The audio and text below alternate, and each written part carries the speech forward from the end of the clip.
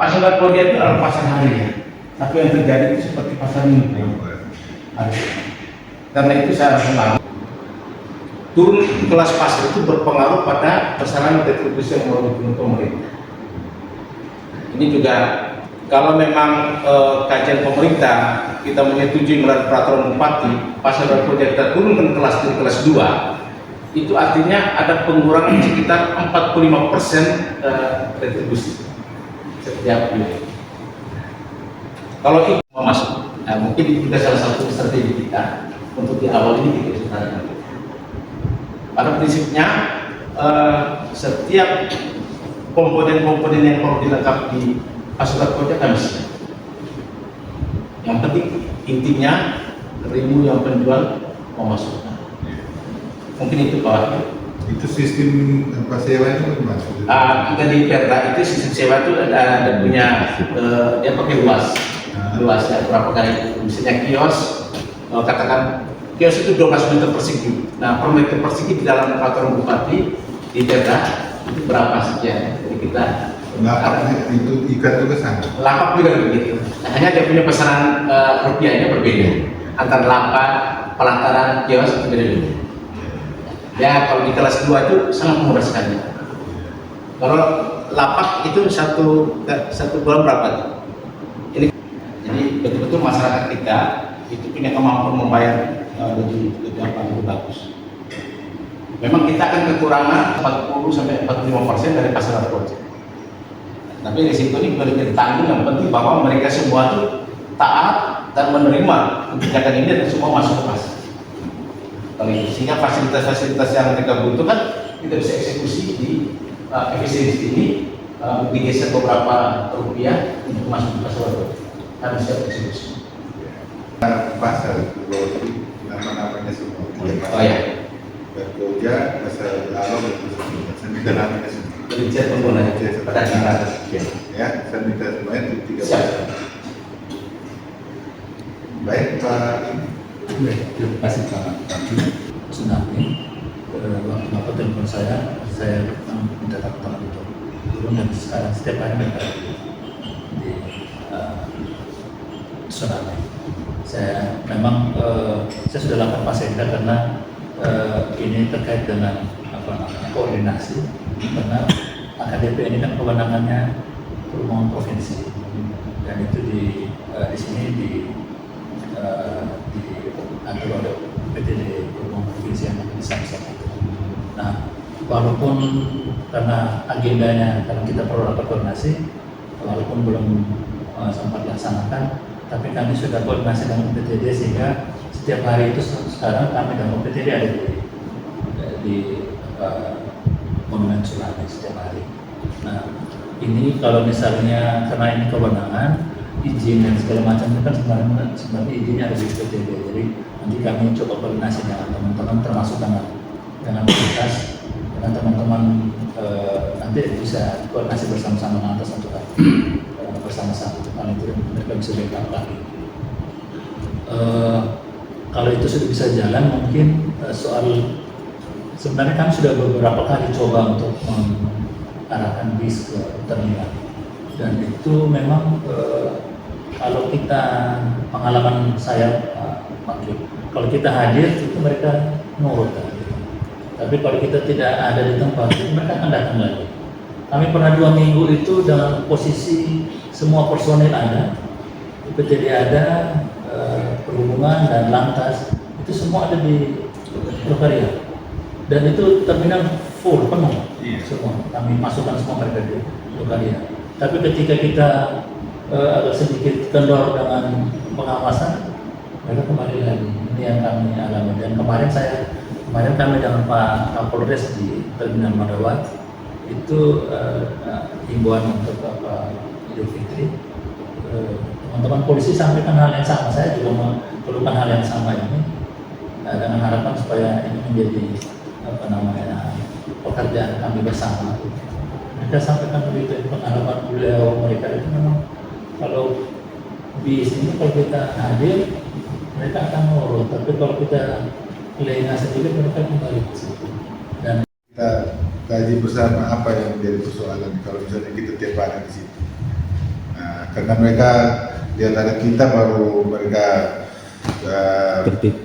tertib, kalau tidak, nah itu harus bagaimana cari solusinya. Kalau kita main petak umpet terus begini kan tidak bisa, kita harus ada caranya. Nah, ini yang saya minta solusinya seperti apa? Apa butuh personel khusus yang harus jaga di situ setiap hari, dia harus jaga di situ.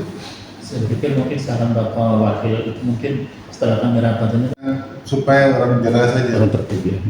Ya, kalau mau butuh personil yang harus ada di situ standby tiap hari, mungkin dengan dia kasih uang, tidak apa-apa. Kalau buat sesuatu yang baik, ya tidak apa-apa. Kan kita tujuannya untuk baik. Ya, tidak usah pikir, oh nanti uangnya bagaimana. Ini kan kita kan buat sesuatu kan berdasarkan argumentasi yang jelas. Kita punya angkot, mereka bisa ke Lokaria, bisa buat, bisa kayak gitu. Tukang ojek.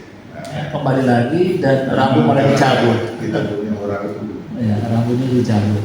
Hanya Ruas masuk ke pasar Warkoja itu seperti memang Pak Kadis harus pasang memang dilarang dipasang. Nah, dipasang di sisi bahu jalan kiri kanan waktu mau masuk tuh langsung dilarang parkir sepanjang berapa ratus meter. Jadi pada hari Jumat itu dan hari-hari orang tidak parkir, orang semua pasang dilarang parkir, dilarang parkir. Ya harus dibuat. Iya.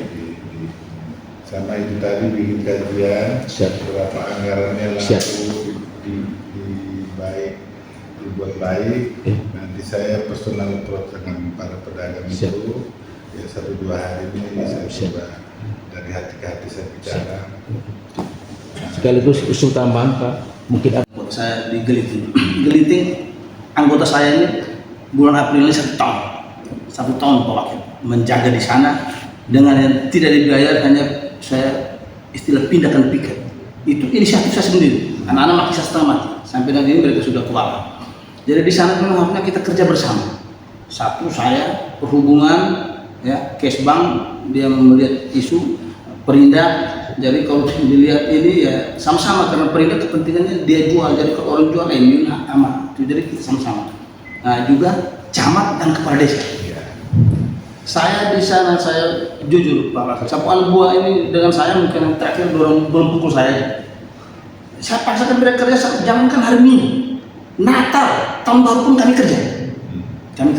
Nah, jadi di sana sebenarnya kami itu urusannya kami itu hanya mereka berjualan di trotoar, di badan jalan.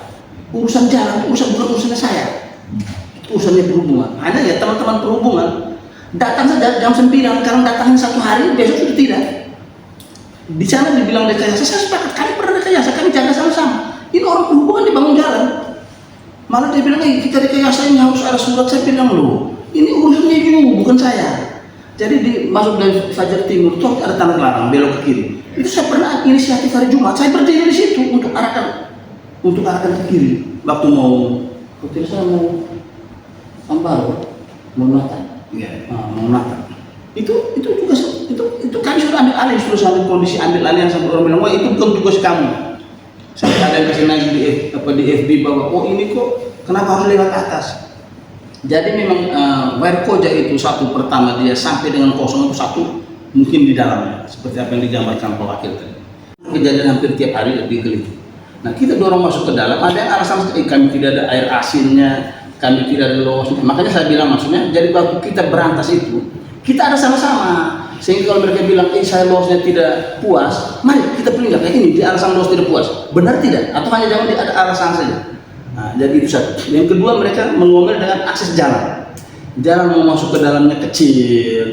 Nah, yang ketiga, mereka alasan bahwa yang jual hasil buah, hasil bumi. Padahal sebenarnya hasil bumi itu tidak ada dampak sebenarnya, Jadi saya melihat dari sisi tadi, saya sepakat, misalnya kita mau tetap di Warkoja dengan catatan tadi, mereka jual harus sampai dengan malam, mereka diberi ruang untuk losnya, juga misalnya air asin. Nah kalau misalnya kita alternatif mau untuk di bawah, kami pernah coba, saya keluar dan kosong, akhirnya forum pasar itu datang demo di sini berapa kali.